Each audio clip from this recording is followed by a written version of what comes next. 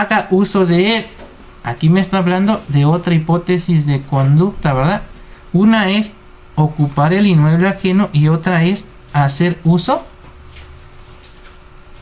de él o de un derecho real que no le pertenezca. Entonces, y esto solo es la fracción segunda. Si analizamos la segunda, aquí me va a hablar de otras hipótesis. Y entonces, si el juzgador considera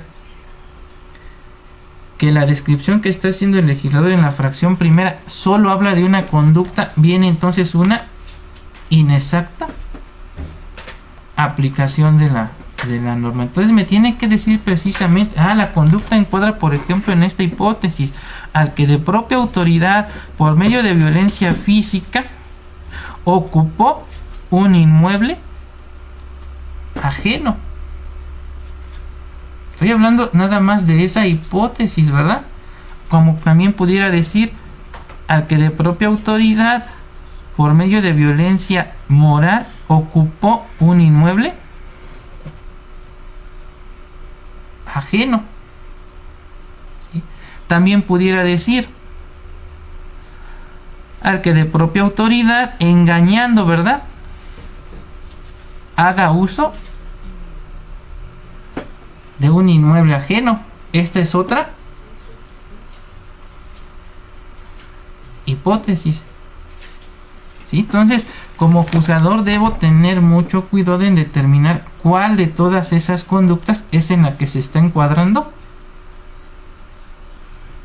la acción u omisión que desplegó el sujeto activo. Si no lo hago así, entonces como juzgador estoy incurriendo en una inexacta aplicación de la norma y por ende estoy violentando el artículo 14, párrafo 3 de la Constitución Federal, pero además el 16, ¿verdad?, párrafo primero, porque mi acto no está debidamente fundado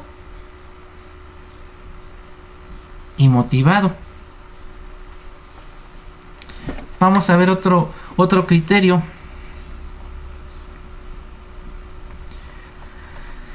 Tiene por el número de registro digital 184.920 y lleva por rubro el siguiente: defraudación fiscal. El delito previsto en el artículo 108 del Código Fiscal de la Federación contiene varias hipótesis delictivas distintas entre sí. O sea, va a robustecer lo que acabo de comentar. Dice el artículo 108 del Código Fiscal de la Federación contiene varias hipótesis delictivas distintas entre sí. El artículo 108 del Código Fiscal de la Federación establece que comete el delito de defraudación fiscal quien con uso de engaños o aprovechamiento de errores omita total o parcialmente el pago de alguna contribución u obtenga un beneficio indebido con perjuicio del fisco federal. Ahora bien, de la simple interpretación gramatical del invocado precepto es claro que se refiere a diversas hipótesis delictivas, pues es sabido que por regla gramática la letra O y la diversa U que la sustituye es disyuntiva y no copulativa o conjuntiva, como lo sería la letra I. En consecuencia, no pueden coexistir con los mismos hechos, dado que unas excluyen a las otras. De lo contrario, se estaría recalificando la conducta. De ahí que si el tribunal responsable para tener por acreditado el cuerpo del delito de la defraudación fiscal consideró tales conductas como una sola, es clara la inexacta aplicación de la ley y evidente violación a las garantías de legalidad, seguridad jurídica y debida fundamentación y motivación previstas por los artículos 14 y 16 constitucionales en perjuicio de la quejosa. O sea, nos dice exactamente lo mismo que la tesis anterior, solo que la primera hablaba del delito del despojo, esta nos está hablando del delito de defraudación fiscal. Y así podemos analizar las diversas tesis que les compartí en su material y todas nos van a llevar a la misma conclusión.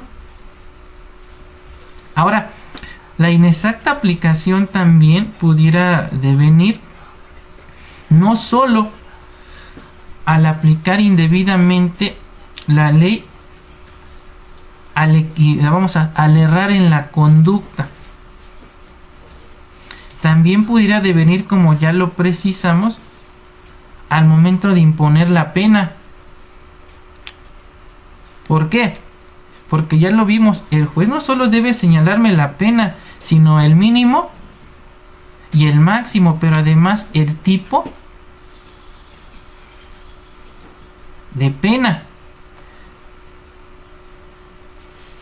Entonces, por ejemplo, tenemos esta tesis de jurisprudencia que lleva por número de registro 2012-076 y dice lo siguiente: lesiones en riña previstas en el artículo 274 del Código Penal del Estado de Michoacán. Abrogado. Este delito se sanciona únicamente con pena de prisión, por lo que si al actualizarse también se impone multa, procede conceder el amparo por inexacta aplicación de la ley en materia penal.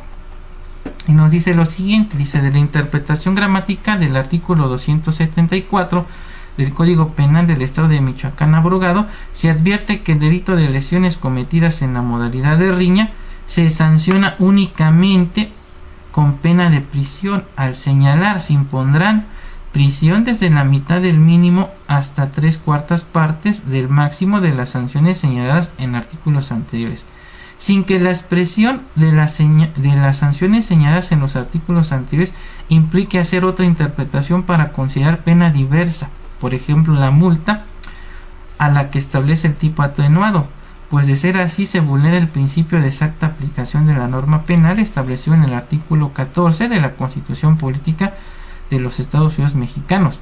En consecuencia, si al actualizarse el delito referido también se impone multa, procede conceder el amparo y protección de la justicia federal por inexacta aplicación de la ley en materia penal. O sea, ¿qué se desprende de esto? Que los jueces no pueden ir más allá de lo que la norma le permite. Hay un principio básico, principio de legalidad. Mientras el particular puede hacer todo aquello que no está prohibido, la autoridad solo puede hacer lo que la norma le permite. Entonces, si va más allá, hay una inexacta aplicación de la norma penal. Y entonces nos robustece lo anterior esta tesis, con número de registro digital 189.467. Falsedad de declaración rendida ante autoridad distinta de la judicial. El artículo 247, fracción primera del Código Penal para el Distrito Federal en materia del fuero común y para toda la República en materia del fuero federal, publicado en el Diario Oficial de la Federación el 10 de enero de 1994, que establece la sanción aplicable a dicho delito, viola la garantía de exacta aplicación de la ley penal. Y entonces nos dice lo siguiente: dice, el Pleno de la Corte estableció en su tesis, que lleva por rubro exacta aplicación de la ley en materia penal, garantía de su contenido y alcance abarca también a la ley misma. Y entonces dice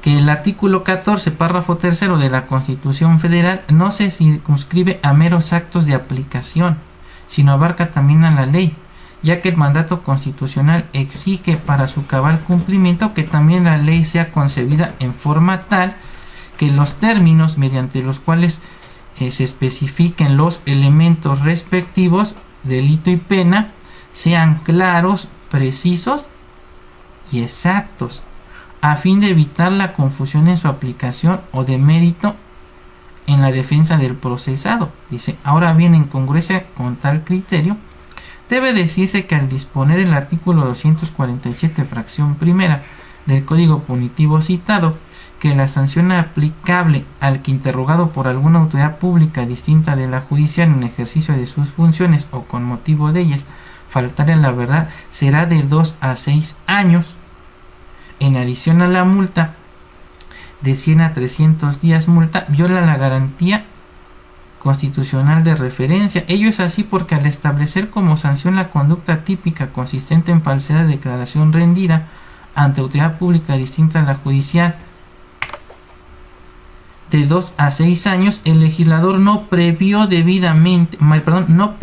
debidamente la consecuencia jurídica del delito de que se trata, creando incertidumbre en la aplicación de la pena y permitiendo la actuación arbitraria de la autoridad encargada de imponerla o de otras autoridades, quien con base en interpretaciones contrarias a lo dispuesto en el artículo 14 constitucional, suponen que se trata, fíjense bien, suponen que se trata de la pena de prisión.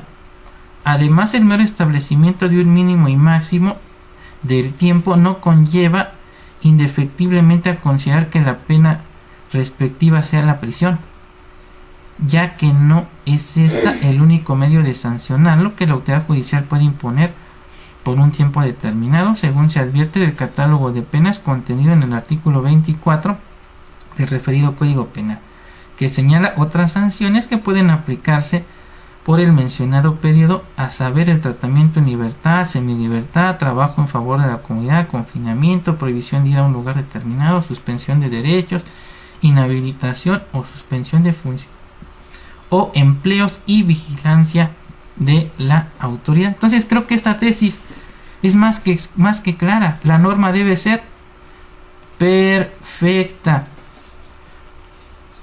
Si es ambigua, imprecisa, entonces obliga al juez a hacer interpretaciones arbitrarias que pueden llevarlo al ámbito de la creación legal por querer subsanar, ¿verdad?, la imperfección en la que incurrió el legislador, y esto está constitucionalmente prohibido. Y bueno, les cité muchísimas jurisprudencias y les hago los comentarios, ya los estudian con detenimiento, porque si no nos vamos a quedar solamente en el amparo contra normas generales. Y me interesa entrar ya al estudio de lo que sería el amparo penal contra actos fuera de proceso o de juicio. Pero antes de entrar a esta parte, quiero preguntarles si tienen alguna duda en relación a todo lo que estuvimos viendo en relación al amparo penal contra normas generales.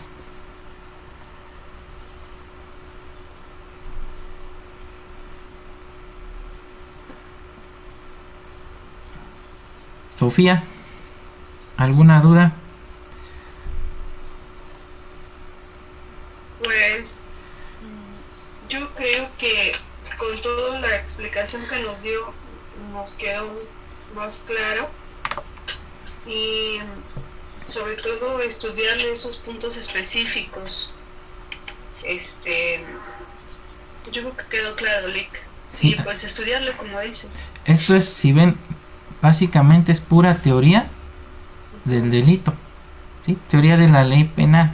Acuérdense, en derecho penal 1 se ve la parte general y la parte especial, y dentro de la parte general viene la teoría del delito y la teoría de la ley penal. Entonces, si van a hablar de un amparo contra normas generales en materia penal, indispensable conocer la teoría de la ley penal, y ahí se analiza todo esto que estuve comentándoles el día de hoy. Incluso yo he estado revisando los videos que publica precisamente de estas dos partes, de repasar todo lo de la teoría del delito y la teoría de la ley penal en los videos que publica para los alumnos de licenciatura. Está súper explicado. Entonces yo creo que si nos enfocamos un poquito a revisar los videos, a leer un poco más todo el material que nos está dando, podemos entenderlo un poco mejor. Muy bien, gracias. Alma Rosa, ¿alguna pregunta?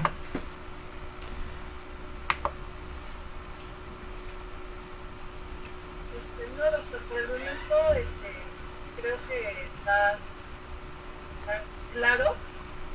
pero ya ahora sí con la práctica yo creo que estaríamos en las dudas, ¿no? Las dudas. Sí, sobre todo tú estás laborando, bueno, no sé, si ya estás otra vez en los órganos de control interno, todo esto lo vas a aplicar.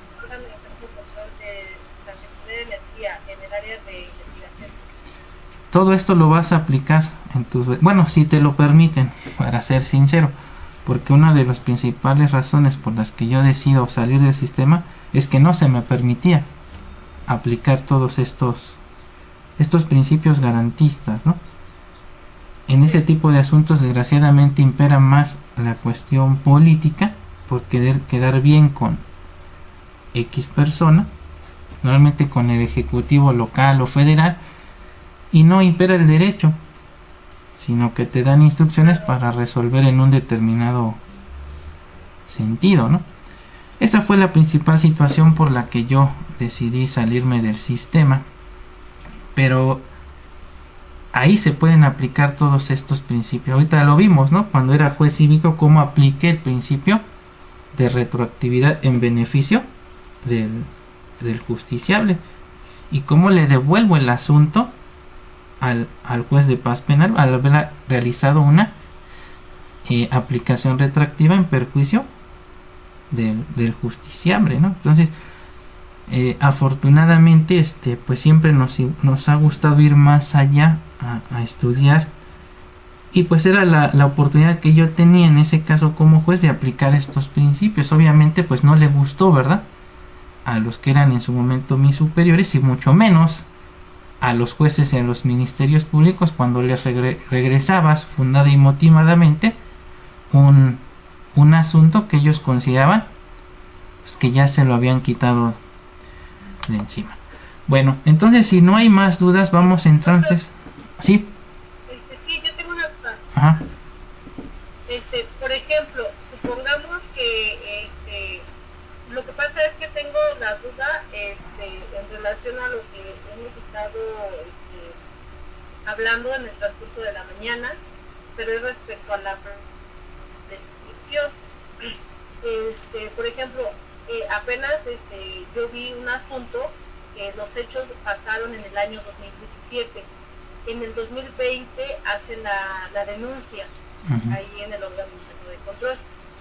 Entonces, en el 2020 la titular que estaba antes no trabajó ese asunto. Entonces, a mí me lo turnan en el transcurso del mes de abril, pero yo solamente le di seguimiento para que no estuviera ahí en el rezago los 30 días que la Constitución nos pide. Entonces, ya en el momento que yo quería turnar el asunto al área de responsabilidades, yo me doy cuenta, creo que sí lo hice bien, no lo sé, hasta ahorita que usted me lo es de que ya no lo turné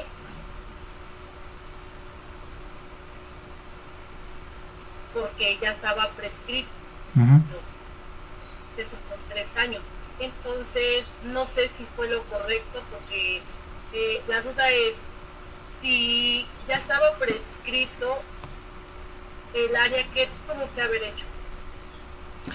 Bien, atendiendo a lo que estuvimos analizando, tú tenías la obligación de entrar de oficio al estudio de la prescripción. Primero analizar si se trata de una conducta grave o no grave conforme a la ley.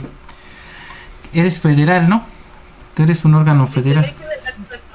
Entonces, conforme a la Ley General de Responsabilidades. Y atendiendo a ello, tendrías que analizar entonces la cuestión de la temporalidad para la prescripción, y es de oficio. No solamente tiene que entrar de oficio el órgano substanciador o resolutor, sino también el órgano investigador. En este caso tú eres el órgano investigador y tienes la obligación de oficio de entrar al estudio de la prescripción. Si la acción ya está prescrita y aún así lo turna, estás incurriendo precisamente en una violación en este caso al principio de exacta aplicación de la ley penal, que obviamente ya lo vimos, es extensivo también a las faltas administrativas. Sí, entonces fue correcta tu determinación. De hecho, yo tengo un asunto ahorita ante un órgano de control interno, precisamente donde dejaron de trabajar el asunto por más de 2 años, 3 meses, y yo creo que se dieron cuenta de que no lo trabajaron, y para tratar de, ¿cómo podríamos decir? Pues de que no les prescribiera, lo deciden en su momento formular el informe previo de responsabilidad administrativa. No obstante de que ya está. Con eso se interrumpe, ¿no? Sí, con eso se interrumpe. Pero también debemos tomar en consideración las reglas, ¿no?, que establece para la prescripción, tanto la ley general como las leyes de responsabilidades administrativas de las entidades federativas. Y ya habían transcurrido más de 3 años desde que se había cometido el hecho aparentemente constitutivo de infracción, sin que se hubiese iniciado el procedimiento. Como no hacen el cómputo, ya habían pasado 3 años, 1 mes y tantos días. Te mentiría ahorita, bueno, no recuerdo, pero fueron más de 3 años. Entonces la autoridad, en este caso investigadora, tenía la obligación de entrar al estudio de la prescripción y en su caso acordar la prescripción del asunto y la extinción de la pretensión punitiva del Estado. Pero hace todo lo contrario, se lo turna, en este caso, a la autoridad sustanciadora, y la autoridad sustanciadora, también pasando por alto toda esta situación, inicia el procedimiento. Y entonces cuando se lleva a cabo la audiencia inicial, pues ya sabrás todo lo que les argumenté. Pero también me di cuenta que hay un desconocimiento impresionante. Ya no sabían ni qué hacer. Los puse tan nerviosos porque hasta solicité que se le diera vista a la Contraloría General, se le diera vista a servidores públicos, porque finalmente están incurriendo en un delito, también en una falta administrativa. Es un ejercicio abusivo de la autoridad, independientemente de que no se cumplían con las formalidades que establece la ley, porque no estábamos presentes todas las partes, solamente estaba la autoridad sustanciadora, el presunto infractor y la defensa. Sin embargo, en actuaciones hacían constar que se encontraban presentes todas las partes. Entonces desde ahí les empecé yo a argumentar. Luego ya les hablé de la cuestión de la prescripción, les hablé de algunos criterios jurisprudenciales en relación precisamente a la prescripción y cómo debe de analizarla de oficio no solo la sustanciadora sino la investigadora. Y se puso tan nerviosa la chica que estaba atendiendo que después quisieron subsanar. Porque además la persona que estaba llevando la audiencia no era la persona que aparecía que iba a firmar el acta que se estaba levantando en ese momento. Y tuvieron que, bueno, la vi de repente nerviosa, entraba, salía de oficinas, creo que no estaba la persona, la jefa de la unidad departamental. Y termina pidiendo el apoyo de otra persona que obviamente tampoco acredita su personalidad y también manifestó, o sea, los metí en un dilema. Yo creo que nunca pensaron. Lo que me he dado cuenta en ese tipo de audiencias es que si ellos no conocen, mucho más los abogados externos. Sí. Y entonces cuando yo llego y les empiezo a hablar de todos estos argumentos, pues ya no sabían ni qué hacer. Pero bueno, fue bonito la experiencia. Después me daba risa porque no sabía ni dónde meterse. Obviamente la persona que supuestamente sustituyó a la jefa de unidad, pues obviamente no dice, tiene algo que argumentar. Pues dice, pues, ¿qué voy a argumentar? Primero, ni estuve, no estuve presente en el desahogo de la audiencia, y dos, pues cuando vio todo lo que estaba yo argumentando, pues no tenía elementos, ¿verdad?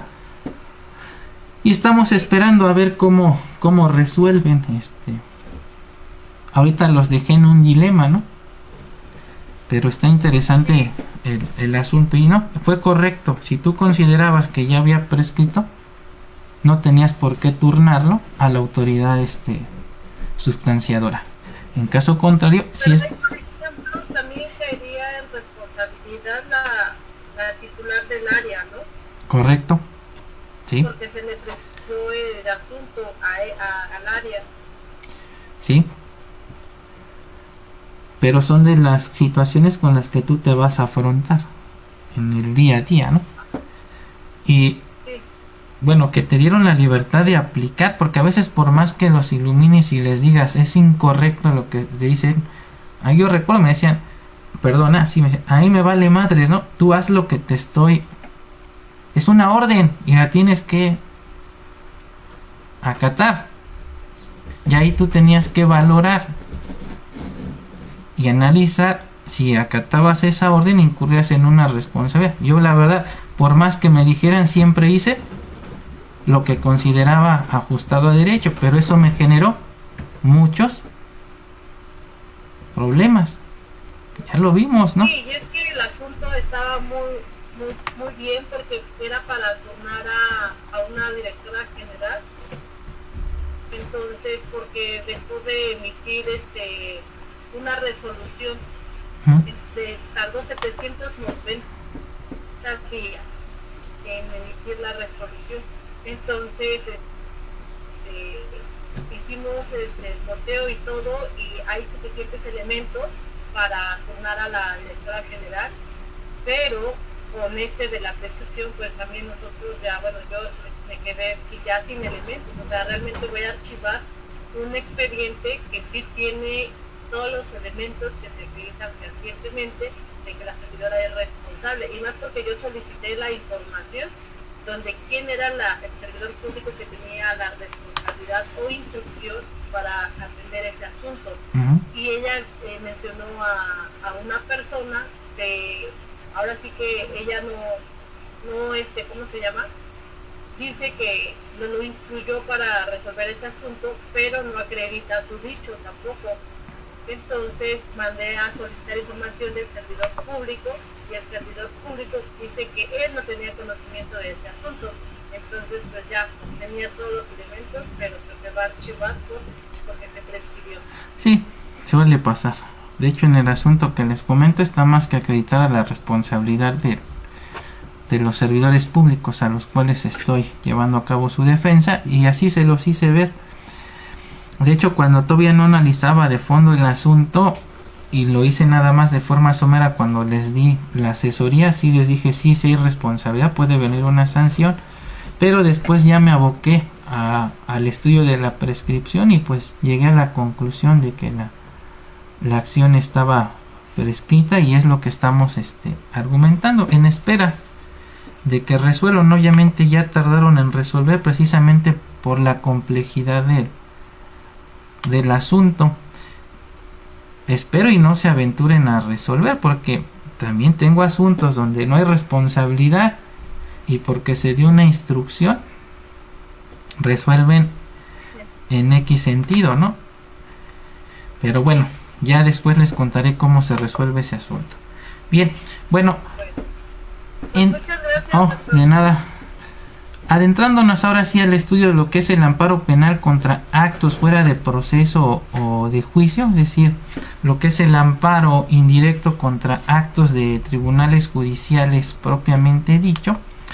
Estamos frente a una serie de actos de órganos encargados de impartir justicia penal, tanto en el fuero federal como en el fuero común. Dichos órganos jurisdiccionales emiten sentencias definitivas, así como otro tipo de actos o omisiones que pueden cometerse fuera de juicio, dentro del mismo o bien después de concluido el juicio, es decir, aquellos que se dan durante la fase de ejecución de sentencia. Todos y cada uno de ellos los vamos a ir analizando desde luego, pero vamos a empezar el día de hoy por los actos cometidos fuera de juicio. En primera instancia es importante precisar que la palabra juicio deriva del término latino judicium, que significa al castellano juicio, y que se traduce como el acto de decir el derecho o mostrar el derecho. Acuérdense, también tiene que ver con esta cuestión de la jurisdicción. En el sentido histórico, tanto en el derecho romano como en la terminología de las 7 partidas, el juicio equivale a sentencia.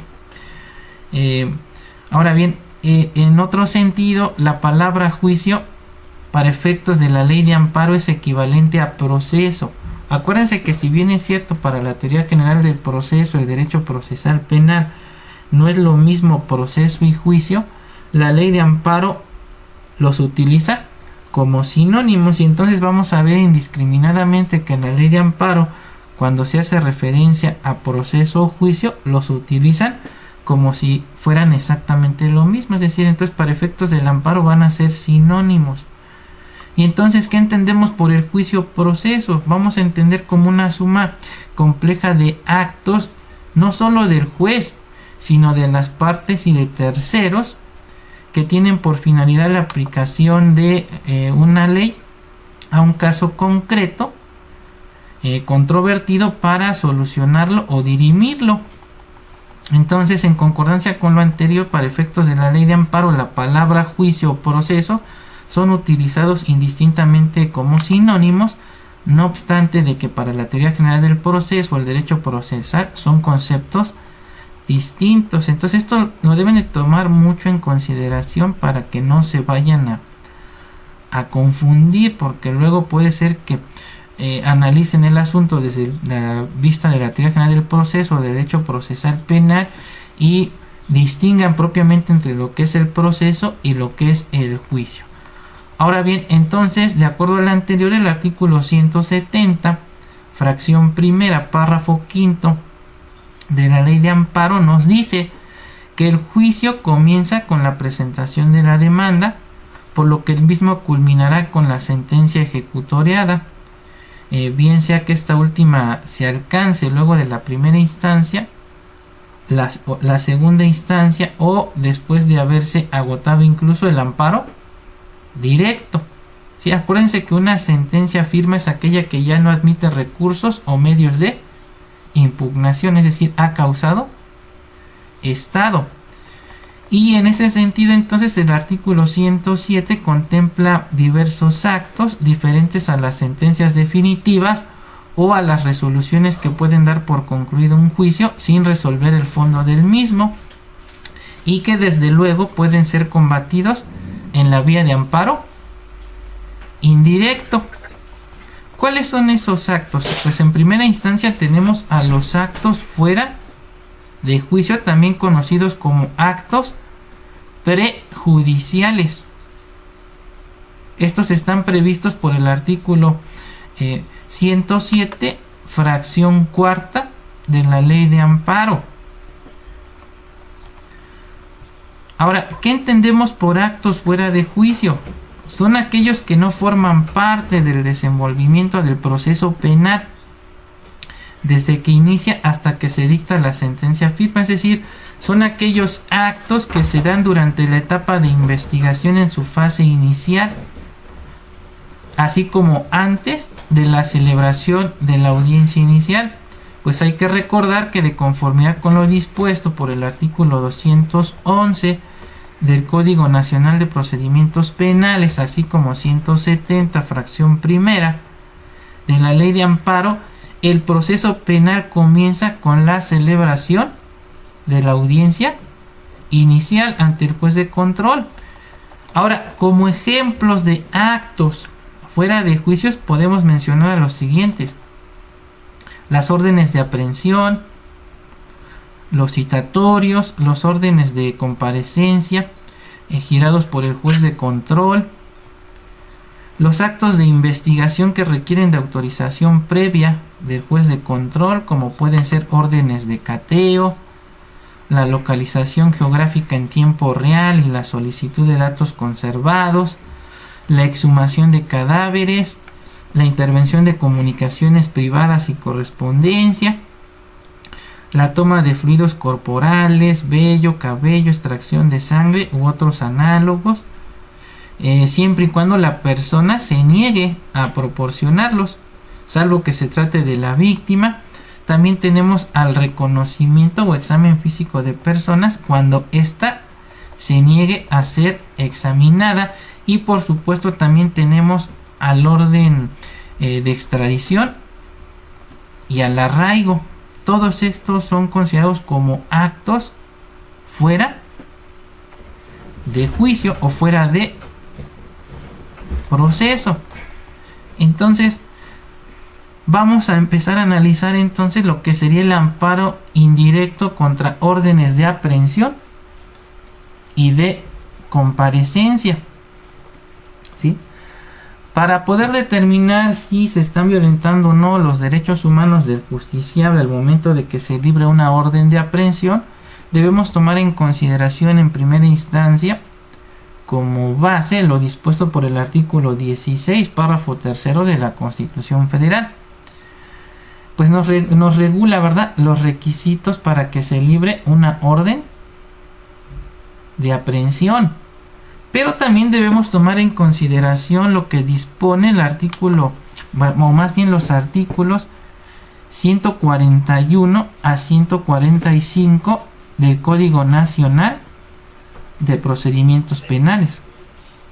Es decir, se tiene que analizar si la petición que formula el Ministerio Público cumple o no con los requisitos que señalan estos preceptos, es decir, si se acreditó la existencia previa de una denuncia o querella o su requisito equivalente sobre un hecho que la ley señale como delito y que el mismo esté sancionado con pena privativa de la libertad, pero además obren datos de prueba que establezcan que se ha cometido ese hecho y exista la probabilidad de que el imputado lo cometió o participó en su comisión. Pero además debemos analizar si existe la necesidad de esa cautela, porque de acuerdo a las reglas que establece el artículo 141 del Código Nacional de Procedimientos Penales, el primer acto de molestia que tendría que ejecutar, o ordenar el juez en contra del justiciable es un citatorio para que acuda a la celebración de la audiencia inicial. Si éste no comparece por causa injustificada, entonces estamos hablando de que el segundo acto de molestia que debe ordenar el juez de control es una orden de comparecencia. Y entonces la orden de aprehensión solamente se va a librar cuando exista necesidad de esa cautela. ¿Y qué es lo que nos va a determinar si existe o no necesidad de esa cautela? Las reglas que prevé el Código Nacional de Procedimientos Penales. Y en primera instancia tendríamos que analizar lo que refiere el artículo 141 del Código Nacional de Procedimientos Penales. Y entonces me dice, por ejemplo, la fracción tercera. Bueno, dice... orden de aprehensión en contra de una persona cuando el Ministerio Público advierta que existe necesidad de cautela. Dice, tendrá que ordenarse la aprehensión de una persona cuando resista o evada la orden de comparecencia judicial y el delito que se impute merezca pena privativa. Entonces ahí tenemos una primera regla. Debió haberse girado citatorio, después comparecencia, y si se resiste, entonces giramos orden de aprehensión. No puedo librar orden de aprehensión nada más porque me lo solicitó el Ministerio Público. El Ministerio Público tiene la obligación de acreditarme la necesidad de esa cautela. ¿Y dónde me lo va a acreditar? En la celebración de la audiencia privada, ¿sí?, que solicita el Ministerio Público precisamente para resolver sobre dicha solicitud. Y de esta audiencia me hace referencia el artículo 143 del Código Nacional de Procedimientos Penales. Dice, resolución sobre la solicitud de orden de aprehensión o comparecencia. El juez de control resolverá la solicitud de orden de aprehensión o comparecencia en audiencia o a través del sistema informático, en ambos casos con la debida secrecía, y se pronunciará sobre cada uno de los elementos planteados en la solicitud. En el primer supuesto, la solicitud deberá ser resuelta en la misma audiencia, que se fijará dentro del plazo de las 24 horas a partir de la solicitud, exclusivamente con la presencia del Ministerio Público. En el segundo supuesto, dentro del plazo máximo de 24 horas siguientes al momento en que se haya recibido la solicitud, dice. En el caso de que la solicitud de orden de aprehensión o comparecencia no reúna los requisitos exigibles, el juez de control prevendrá en la misma audiencia o por el sistema informático al Ministerio Público para que haga las precisiones o aclaraciones correspondientes, ante lo cual el juez de control podrá dar una clasificación jurídica distinta a los hechos que se plantean o a la participación que tuvo el imputado en los mismos. No se concederá la orden de aprehensión cuando el juez de control considere que los hechos que señale el Ministerio Público en su solicitud resulten no constitutivos de delito. Bueno, entonces con esto queda superado lo que algunos abogados refieren. Por ahí vi un video en las redes donde decía, es que al momento de que promuevas el amparo contra una orden de aprehensión, debes argumentar que se violenta el artículo 20 constitucional en relación al principio de contradicción. Es decir, que el juez no puede atender una audiencia sin que estén presentes ambas partes. No, señores, ustedes olvídense de eso, eso ya está resuelto. La Corte ha determinado que las audiencias por órdenes de aprehensión, la solicitud de orden de arraigo, de comparecencia, deben llevarse en secrecía, es decir, son una excepción al principio de contradicción. O sea, no se metan en discusiones que ya fueron resueltas por nuestro máximo tribunal, ¿sí? Entonces aquí no hay principio de contradicción. Digo, sí recuerdo cuando de alguna manera estuvimos escuchando a los diversos expertos que venían y que nos hablaban de esta cuestión de los principios garantistas en el proceso de corte acusatorio y oral. Pero obviamente estamos hablando de sistemas más avanzados, donde incluso no existe la prisión preventiva como medida cautelar y donde el justiciable incluso puede mantener su